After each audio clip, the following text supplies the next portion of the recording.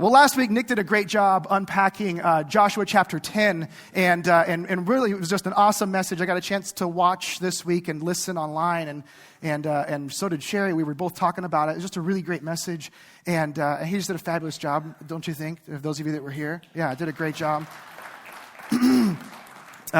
Just did a great job, and there was this battle that he was talking about last week as Joshua asked God to allow the sun to stand still in the sky so he could complete his will in that day. And in that battle, I think there's always a question when there's a battle, when there's a fight. It's always the question of what led up to that. And in this circumstance, what we looked at last week, there actually was something that led up to those circumstances. And so we're gonna go backwards in time this week to Joshua chapter 9, and we're gonna look at the circumstances that led up to that battle, not just for the sake of information, not just so that we know why we talked about what we talked about last week in this series, but because there's application in going back. There are things in going back that are really necessary that without understanding what happened last week, some of the application wouldn't make sense this week. And so we're going to actually take a step back, and we're going to see that there is some stuff in this story, stuff in Joshua chapter 9, that is really applicable, something that all of us can relate to. Here's how I know. I'm going to ask you a quick question. Please be bold enough to raise your hand and respond in truth to this. You're in church. You'll be struck dead if you don't. How many of you have ever made a bad decision? All right, okay. So if there's someone sitting next to you and they didn't raise their hand, move away, right? Or take notes from them, right? One of the two, right? Like, we all make bad decisions. Every one of us, we all make bad decisions. We've all made them, and all the time. It's not just that I can look at my life or you look at your life and say, wow, there's a season where I seem to make more or less. No, we make decisions that are bad a lot, don't we? Like, it's sometimes they have bigger ramifications, but we can all look at a different week or a different month and say, man, I could really make a lot of bad decisions at a lot of different levels, at a lot of different times. Here's what's interesting about bad decisions and what they all have in common. When you look at a bad decision, so maybe pick one in your head, one that you think stands out to you, like that was really not a good idea. What they all have in common is this. When we look back on them, when we look back at the decision, the reason that we call it bad is that we don't like the results. I want you to think about that for a second. We don't ever make bad decisions in the moment, do we? We only make bad decisions when we look back at the results and say, that was a bad decision. Isn't that funny? Like, nobody ever says, well, this was a really bad decision. I think I'm about to do this, right? No, the reason it was a bad decision is because you found yourself in the hospital 3 weeks later, right? That was the reason it was a bad decision. We see how things turned out, and we think, I wish I would have handled these things differently. When we have that feeling of, I wish I would have handled these things differently, we have a word in our English vocabulary to define that feeling. It's the word regret, right? That's that feeling. We regret. We look back on a choice that we made, and when we look at the results of whatever that decision was, that feeling that stirs up inside of us is something that we call regret. It's that moment of thinking, man, I really wish I wouldn't have done that. I really wish I would have made a different choice. I really wish the outcome wouldn't have been the outcome that I got from this. Some of those decisions are decisions that we make at work. Maybe you're a manager or a leader, and you have decisions that you make around employees, and you look back and think, man, I really wish I'd have done that differently. Or maybe you own a business, and you bought a piece of equipment, and you look back on that equipment purchase, and you say, I really wish we would have never done that. Or maybe it's a decision that you made in your home. Maybe it's something that you did with your spouse or with one of your children. Maybe you handled a complex situation with one of your children, small or grown, and you look back and go, man, I really wish I would have done that differently. Maybe it was something you did with your money. I remember the first really bad decision I made with a credit card. We were in our first year of marriage. I bought an old Jeep with my credit card. I used to say we bought a Jeep.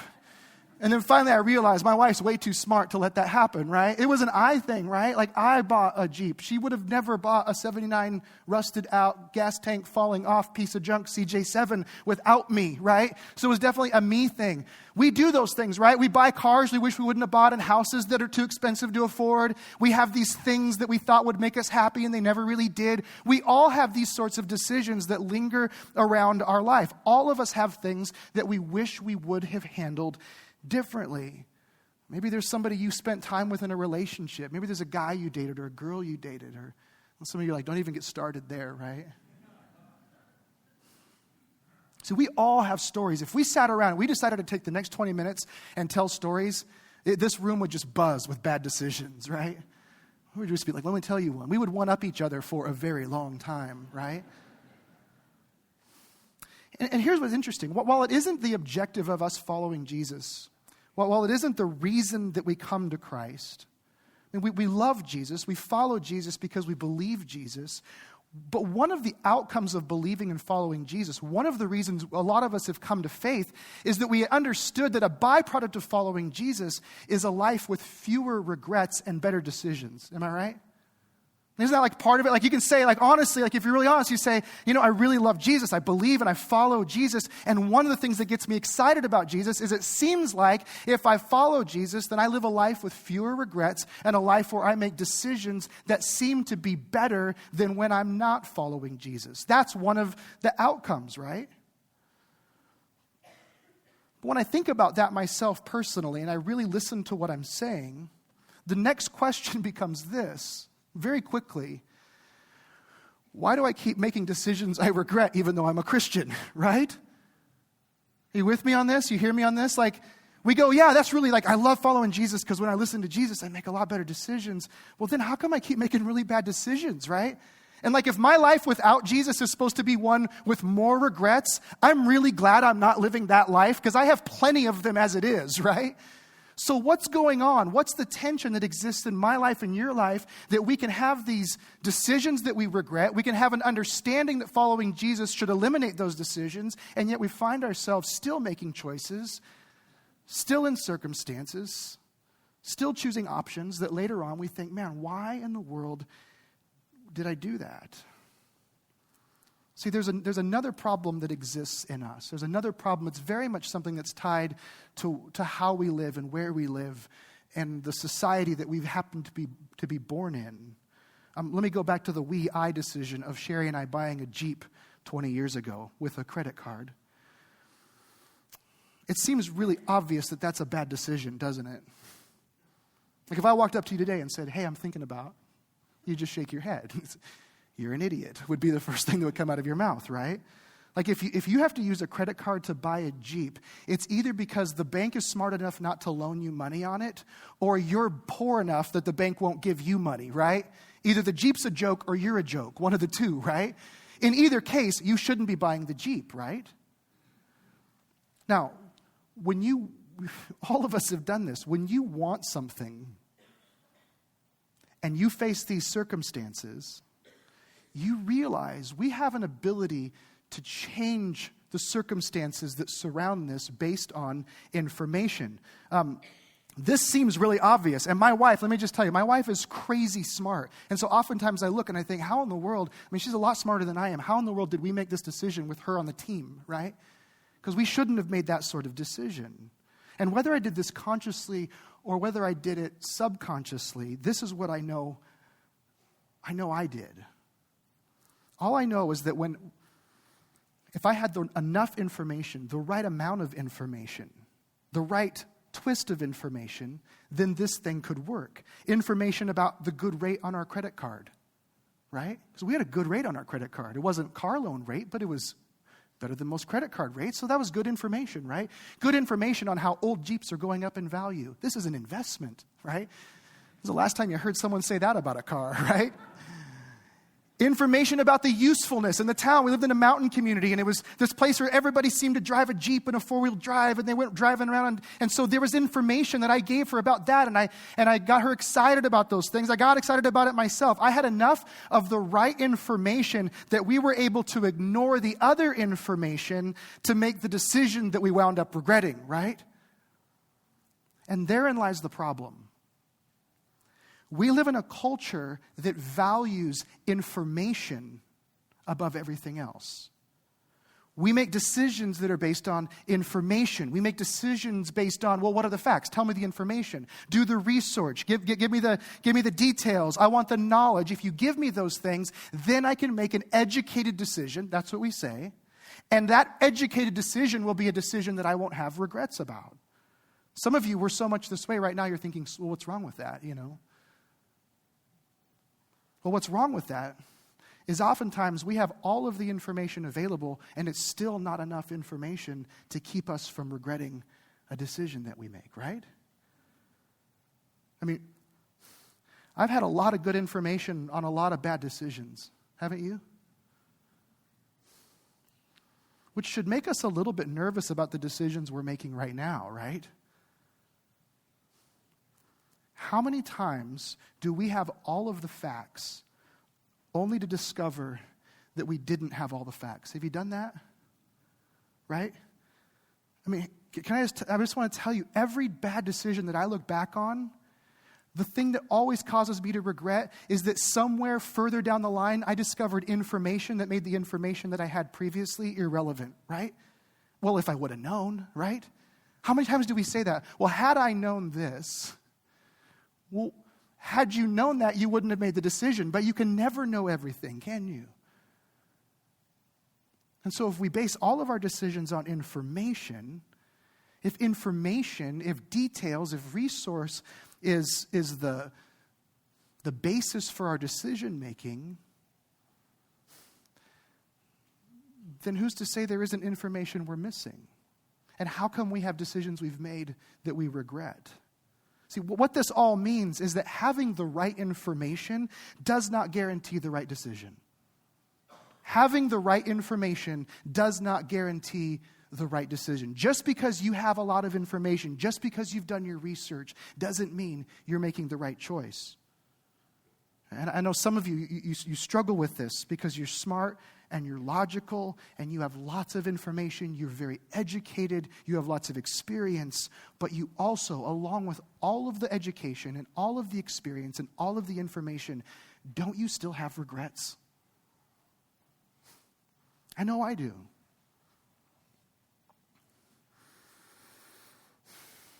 There's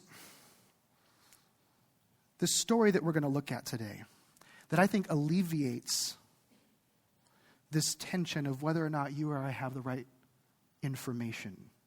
How do we make the right decision? How do we take the right action? The story that we're looking at in Joshua today, I want to give you something that I believe it can keep you from guessing. I think it can keep you from wondering whether or not you have enough or have the right or whatever it is. So we're going to look at this story, and I think it's going to challenge you in several categories. In fact, I know it is because it challenges me. There are things in this story that challenge me. They challenge me on a selfish, emotional level, and they challenge me very much on an intellectual level. There are things here that are very challenging for me. But we're also going to see that in God's reality, you can have wrong information and sometimes still take the right action. So if you have your Bible, Joshua chapter 9, we're going to start in verse 1. It says this. Joshua 9, verse 1. Actually, turn to Joshua 9, verse 1, so we can get started there. It says this. As soon as all the kings who were beyond the Jordan in the hill country and the lowland all along the coast of the Great Sea toward Lebanon, the Hittites, the Amorites, the Canaanites, the Perizzites, and the Hivites and the Jebusites heard of this, they gathered together as one to fight against Joshua and Israel.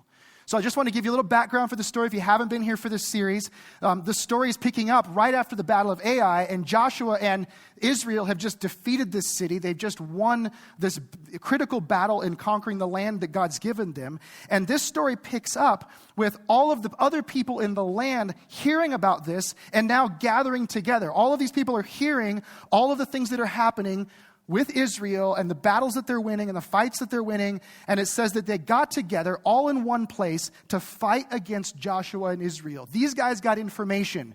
People that go up against Israel, they don't fare real well. So we probably should get together and fight against Israel because of this. They got word. They got information, okay? What's interesting about this and what we're going to see is this isn't everybody that's in the land. There's actually one group of people among one of these tribes, the Hivites. There's one group among the Hivites who realize, wait a second, they're scratching their head and they're saying, so far, nobody's really winning against Israel. There has to be another way to deal with this. They're looking at the information and they're saying, you guys are choosing this with your information. We're going to choose something different with our information. And so they come up with a plan. This is verse 3. It says, when the inhabitants of Gibeon heard that Joshua had done to Jericho and to Ai, they on their part acted with cunning and went and made ready provisions and took worn-out sacks for their donkeys and wineskins and worn-out and torn mended with worn-out patched sandals on their feet and worn-out clothes and all their provisions were dry and crumbly. And they went to Joshua in the camp at Gilgal and said to him and to the men of Israel, we've come from a distant country, so now make a covenant with us. So I want you to catch what they did here. They dressed up in old clothes. They rolled around in the dirt a little bit. They found the moldy, hard bread in the back of the cabinet, right, that had been there for months. And then they stumble into Gilgal, pretending that they've been on this long journey, the town where Israel is hanging out. They stumble in and they announce that they're from this far-off place. Why? Because if you're from outside of the land, you're safe. We're from someplace distant. We've just heard about you. We're big fans. We've come all this way to get your autograph. And can that autograph be on a covenant that you make with us? That's why they've come. Verse 7 says this, but the men of Israel said to the Hivites, these Gibeonites, perhaps you live among us. How can we make a covenant with you? In other words, they asked the question, well, how do we know? How can we believe you? How do we trust you? How can we make this decision? And this is where the story gets really interesting. How do we make this decision? Give us some information, right? Give us some information. So verse 8 says that they said to Joshua, we're your servants. We came here for autographs.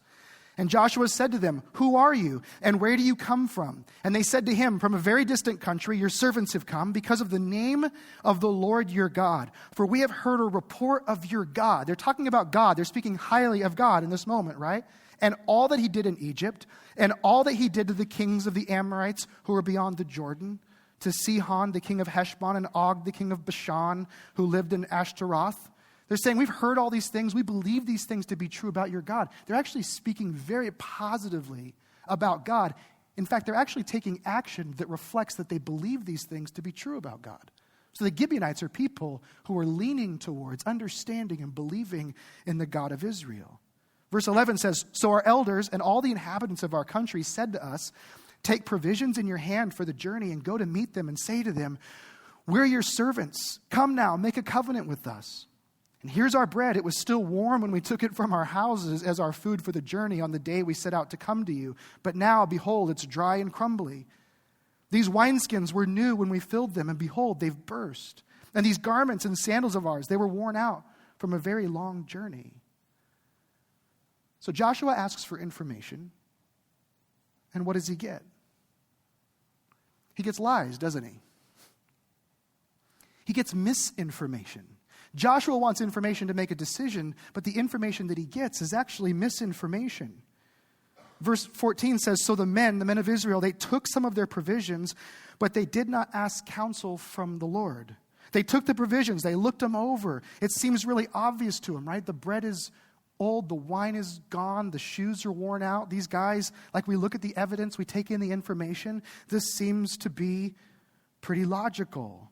Not only that, but these guys are saying they're from a faraway land. Like all the evidence, all the information lines up. This seems like a pretty good decision. So based on that, verse 15 says, Joshua made peace with them and made a covenant with them to let them live. And the leaders of the congregation swore to them. So Joshua makes peace. He makes a covenant to let them live. I will make sure that you live. The leaders of the congregation, they swear to them. The point of this, it's a significant contract that is signed between Joshua, the people of Israel, and the people of Gibeon, this select group of the Hivites. They make this deal based on information, but it was wrong information.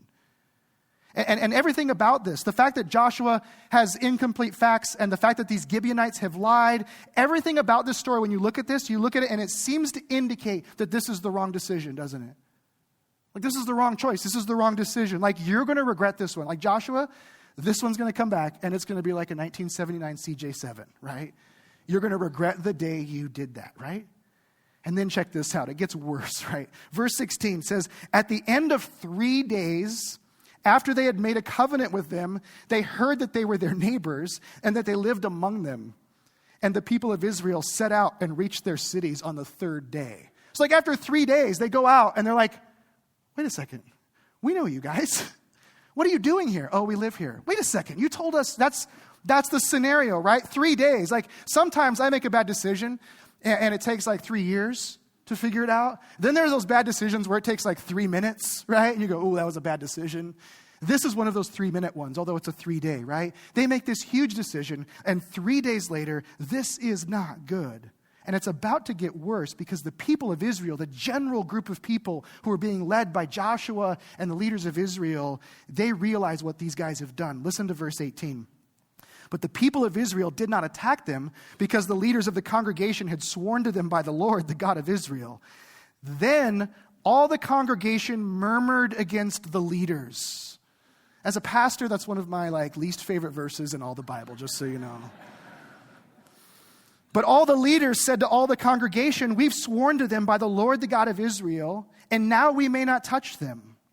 This we will do to them. Let them live, lest wrath be upon us because of the oath that we swore to them. And the leaders said to them, let them live.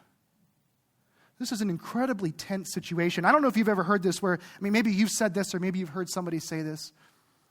Some people are famous for saying these sorts of things. We made the best decision with the information that we had at the time. Anyone ever heard that one before? Right? We made the best decision with the information. You know who says that? Leaders say that, right? Leaders say that. Managers, captains, coaches, pastors, bosses, right? That's who say these things. Political leaders, they say these things, right? And when do they say that? When do people say, we made the best decision with the information that we had? When you suddenly have information that you didn't have, right? That's when you say, you go, well, we didn't know this. And so if we would have known that, we never would have done this, right? We had bad information. And so the people are upset with the leaders. They're upset because it seems like they've made a bad decision and they had bad information. So all of this is leading to this place where everything looks horrible. But that's not what this is about. We're about to see that this whole thing, all of these decisions, all the things that we wrestle with, all the choices that guys like Joshua make, and all the choices that men and women like you and I make, all of these things, they rarely have to do with having the right information or having the facts. You and I making the right decision rarely has to do with you and I having the right information. Joshua pulls the curtain back on this reality. Verse 22, Joshua summoned the Gibeonites, and he said to them, why did you deceive us, saying, we're very far from you when you dwell among us? So Joshua confronts them, right? Why did you do this? Why did you lie to us? I want to be really honest with the text here. Why did they do this? Is Joshua really asking this? Why'd they do it? Well, they did it because they had information, right? They had information that said, if we don't do something different, we're dead. That's why we did this, right? Like Joshua says, why did you guys do this? Because you would have killed us, right? That seems fairly obvious, Joshua. Is this like a rhetorical question? Are you just proving a point?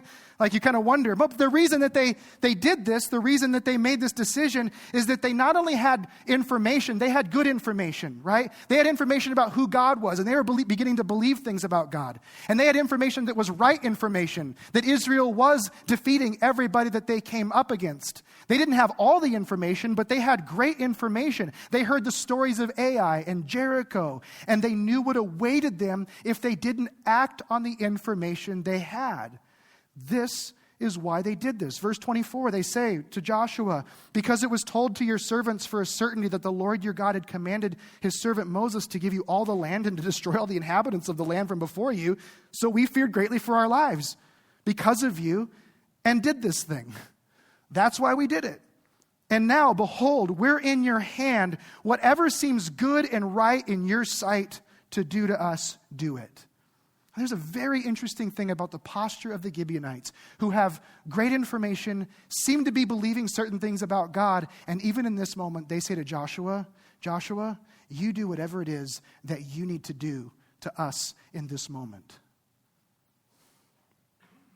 So we knew if we didn't do something different with the information that we had, we'd be dead.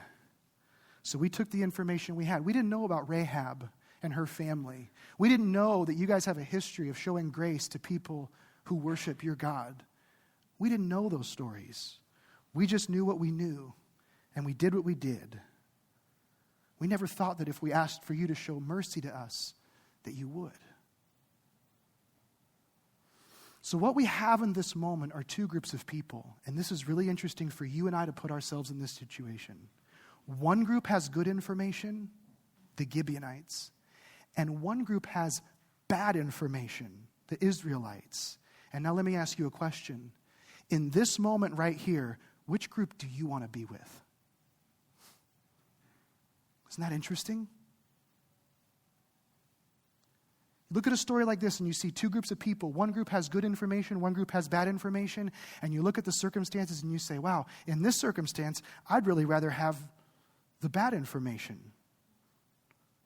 There's not one of us that would say, I think being a Gibeonite is a good thing right now. And yet the Gibeonites had good information.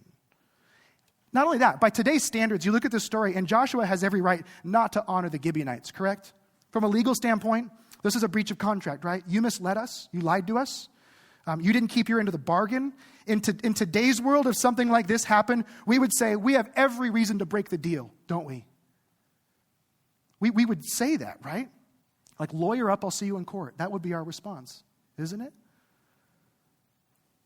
Here's what's fascinating. What happens next in this story, what Joshua does next, not only pulls the curtain back on this whole information-focused decision-making thing that we participate in, but he shows us the key to living a life with significantly fewer regrets and decisions that we wish we wouldn't have made. What Joshua does next is show us something that if we will follow his example, if we'll look at his life, if we'll take this seriously, we will live a life with significantly fewer regrets about the decisions that we make. Look at verse 26. It says, so he, Joshua, did this to them and delivered them out of the hand of the people of Israel, and they did not kill them. But Joshua made them that day cutters of wood and drawers of water. What do you do for a living? I'm a drawer of water. Cutters of wood and drawers of water for the congregation and for the altar of the Lord to this day in the place that he should choose. And the battle that we looked at last week, the battle that's in chapter 10 that Nick covered, the battle where Joshua asks God to allow the sun to stand still and accomplishes an amazing thing in God's name, that battle occurs because Joshua rises up to defend the Gibeonites, the lying, cunning Gibeonites. Before I get to the point, before I get to where this thing really fleshes out for us practically, I want you to notice that the people with the right information wound up being servants or slaves to the decisions that they made. Sound familiar? How many times do we have all the right information and then we find ourselves being a servant to whatever decision we made based on all the information that we gathered? So the big idea, what we see, the most powerful thing that we see in Joshua, information is not the issue. Knowledge isn't the issue. Research isn't the issue. And I know this is hard for us to think through, but Joshua doesn't have any of that. Joshua doesn't make a decision based on information. He makes a decision based on what was honoring to God. That's it. He gets to this moment, and there was a covenant that was made. And the decision that he may have messed up, he may have had all the information to start with, but now he makes this decision to honor Gibeon, which would result in this amazing epic story that we talked about last week. All of that comes from Joshua saying, this isn't about information, this is about me honoring God with the decisions that I make. The right decision is not the decision that's backed by the best information. The right decision is the decision that's backed by God. In other words, the right decision is the decision that God wants you to make. So the decision about the car and the house and the job and how to treat the person that lives in the bedroom with you, or how to treat the kids that live down the hall from you, or how to treat the coworker in the cubicle next to you. The decision about how to do those things, it's not a decision about information. It's not about facts. It's not about details. The issue, what we see in Joshua, the issue that comes back is, what does God want you to do in this decision? What's the decision that God has for you? Not what all the information, not what the facts, not what the internet says, not what your friends say, not what the case you're building says about how this should be or could be legally handled. The question is, what does God have to say about this, and what should you do with it? Which means in order for us to do that, we have to have God's perspective in order to make the right decision. We cannot expect to walk through our days and navigate our relationships and enter our work environments and live in our homes in a way that honors God unless we see our homes and our relationships and our work environments from the same perspective that God sees those things. And so what does God see in those things? I want to make this really clear. I want all of us to understand this, because all of us raised our hand and said, I have bad decisions. I have a trail of them in my past. I make them every week. We all have regrets, right? If I asked you all to raise your hand right now, you wouldn't be as happy to do it, right? Because now it's like, oh yeah, it's not as funny now.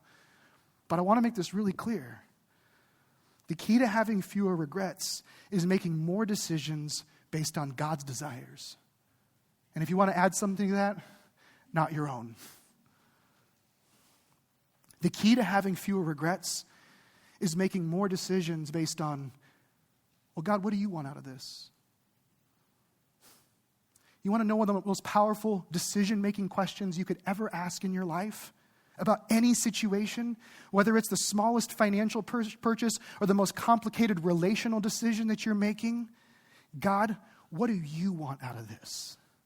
God, what is your desire in this? That's what brings about the right decision. You can miss information. You can possibly not have all the facts. The truth is, you and I can manipulate information. We can bend information. You can try to prove your case. You can make the wrong choice and have the right information. But if you increasingly make decisions based on what God wants, then you and I will have fewer regrets from the decisions that we make. It's interesting. The Apostle Paul was talking to the Ephesian church. And it's always interesting when people use this particular word, because while I don't like to apply it to myself, it actually defines how I feel a lot. In the same way that regret defines that feeling of, wow, I wish I wouldn't have done that. The word fool often is how I feel when I look back on my life and see decisions that seem so obvious now but didn't then. The Apostle Paul said this to the Ephesian church. I don't like the word, but it seems to fit. And so if the shoe fits, I wear it. But he says in Ephesians 5:17, he says, therefore do not be foolish, but understand what the will of the Lord is. In other words, he's contrasting and he's saying, if you understand the will of the Lord, then you won't be foolish. But if you don't understand the will of the Lord, guess what? You're foolish. There's only one or two choices, right? Like, you're either understanding the will of God or you're foolish, which means every decision that you and I happen to make, if we're making that decision just based on information, if we're making it based on research, if we've done our pros and cons column and we're just kind of flipping the coin, that's foolish. Doesn't matter how good our information is. Doesn't matter how right the information is. Doesn't matter how long you've researched. If it is not the will of God, it's foolish. It can look smart. It can smell smart. You can have people write articles about your smartness, but if it's not the will of God, then it is not smart. It's foolish. And the key to being wise is the will of the Lord. And this kind of drives me crazy, because oftentimes I hear people say, I just wish I knew what God's will for my life was. This is one of those conversations when I talk to people and they say, I just want to know God's will for my life. It's as if God wrote the will for your life like Daniel Brown wrote the Da Vinci Code, right? It is on some tablet in some far-off land in ancient Egypt hieroglyphics, and you need like a scholar and an archaeologist to unpack it for you. And so we go on this search. God, what is your will for my life? Like, there is this tiny little thread of decisions that we're supposed to be following, this balance beam of life that somehow we're supposed to walk on. And if I do that, so when someone says, make decisions based on the will of God, you go, that's a lot of work. That means I'm constantly trying to figure out with like the special glasses and the map and the compass what God has for me. No. Understanding what God's will is. See, when we do that, you know what we're focused on? We're focused on our life. We're focused on our desires. When we're trying to make this decision, that decision, we're trying to walk the balance beam, that whole thing is still about us. When we start talking about God's will, we know what God's will is. We know God's will is to bring justice and mercy to the world around us. We know God's will is for us to be those who are known for our truthfulness, our lovingness, our mercy, our grace, our hopefulness, our joy. We know that God's will for our lives is to be those that bring life, who do things, live ways that are completely different than the world around us, not judgmentally, but lovingly and with care and comfort. We understand those things. We understand that God says that the will for our life is to not live by the same standards and values of our culture, and that we have a purpose within us that's larger than anything our culture could offer. We understand that. And so when we look at this, the question is not, is there some sort of specific decision that God wants me to make? Yes or no? The question is, God, what do you want me to do in this? Like, how would this work out in a way that you got what you wanted out of this? Imagine translating that to every car decision you've ever made. Right? It's kind of funny, right? Like, how many times have you just justified the $1,200 wheels because you were just like, oh man, those are going to look hot. God, what's your will on this? I rolled the dice in the dealer's office, and it came up right. So I'm going to assume that was a good decision. No, he just asked you to take a step back, and he just says, hey, the $1,200, what do you think I want to do with it? What do you think I could do with it? See, when we participate with the will of God, other places in the New Testament describe you and I partnering with God in the ministry of reconciliation, in reconciling all things to himself. When we partner with God in those things, it means that God's allowing you and I to make decisions on his behalf. And the will of God for our life is for you and I to begin to live in every circumstance, every relationship, every job scenario, every financial decision, every personal moment, for us to be living in a way that says, God, am I doing this? Am I living this out in a way that lets what you dream for people, what you dream for culture, what you dream for society, a reality now? Are my kids being raised in a home that flourishes? Are my friends experiencing relationships that flourish? Are people around me being delivered out of poverty because of me? Suddenly everything takes on an entirely different perspective, doesn't it? That's God's perspective. And the more you and I ask the question, the more you and I wrestle with, God, what do you want out of this situation? The fewer regrets you and I are going to have about the decisions that we make. When I look back at the tough financial choices that I've made that I trusted God in, I've never regretted those things. When I've looked at the tough relationship decisions that I feel like, God, I don't have any regrets. I never look back on something that God asked me to do that was tough to navigate with a person in relationship. I never look back on that and go, wow, I really wish I wouldn't have handled that his way. It doesn't happen that way. I've never held back from a purchase. I've never not made a decision that God just kept me away from and thought, well, I wish I would have just forged ahead with that one. You know when I have all kinds of regrets? When I talked myself into things that God was talking me out of, and I talked myself out of things that God was talking me into. That's when I have regrets. That's what this is about. Joshua looks and he didn't have all the right information. And we'll never have all the right information. But we have a God who says, I want you to live in a way that brings life to the lives around you. Can you do that? The most powerful question that you and I can ask to avoid regrets is, God, how would you want me to handle this? That's it. Let's pray.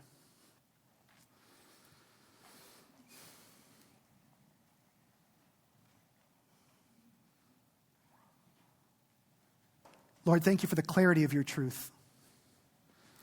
Your word is clear. It is precise. It is succinct. You have a way of clearing the fog and making things really obvious.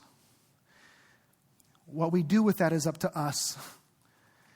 And I pray that you would give us the courage and the strength, the fortitude, and the faith to really listen to what you have to say. To live lives that reflect the truth that you've spoken to us. and that we would not be fools, but we would have knowledge of the will of God.